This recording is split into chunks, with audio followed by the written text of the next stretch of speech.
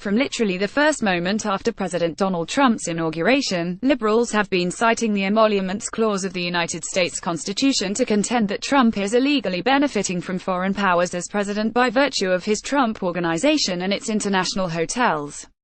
But as it turns out, just like that $400,000 salary Trump keeps donating back, the presidency is a money-losing proposition in the business sense too. But Trump is clearly not in it for the money. According to the UK Telegraph, the room rates for the hotel chain that bears Trump's brand have dropped by more than 60% in some cases, from the time Trump took office. Hotel room rates are a fluctuating commodity. Their pricing depends on a flexible supply and demand situation that varies literally by the day. However, one thing has been steady all year: demand at Trump's hotels has been consistently down, the Telegraph reported.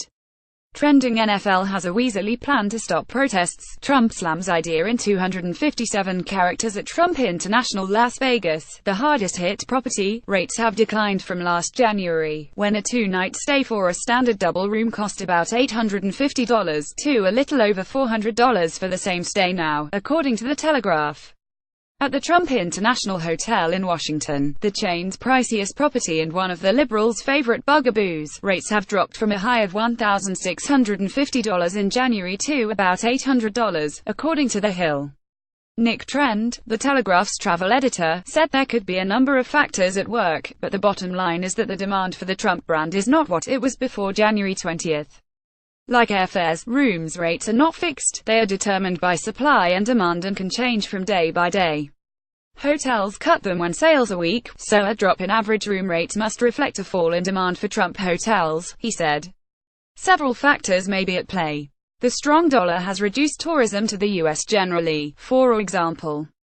But there have been falls in his hotels in Scotland and Vancouver too, and these price cuts are so significant that it seems likely that many potential guests have been put off by the association with the controversial policies, tweets and opinions of the current US president. There's no doubt there's some truth to that. Those who can afford luxury hotels aren't limited in their options. The wealthy clientele can go basically anywhere they wish. And clearly, they don't wish to go to a Trump hotel, whether it's because they don't like the man's policies personally, or don't feel like dealing with the potential hassles of staying somewhere where the prospect of an unpleasant demonstration by unpleasant progressives is always in the air. Related, there's also the possibility of terrorism, which a Daily Beast reporter was kind enough to forecast in a January Washington Post column. Fortunately, she has yet to be proven prescient. All of those are possible.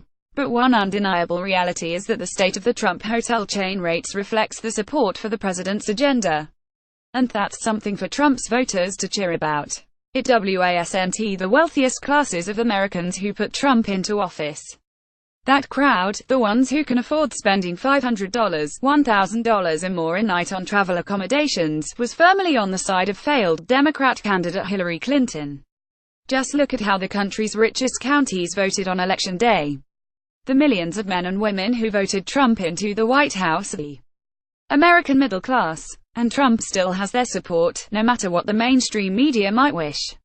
As long as he does, his hotel chain will have to struggle along for a couple more years, maybe even 7 of them, until he's not the president anymore. Because he's not in it for the money. Like and share on Facebook and Twitter so everyone can see Donald Trump isn't making money from the presidency. Why do you think Trump's hotel rates have dropped since he took office? Scroll down to comment below.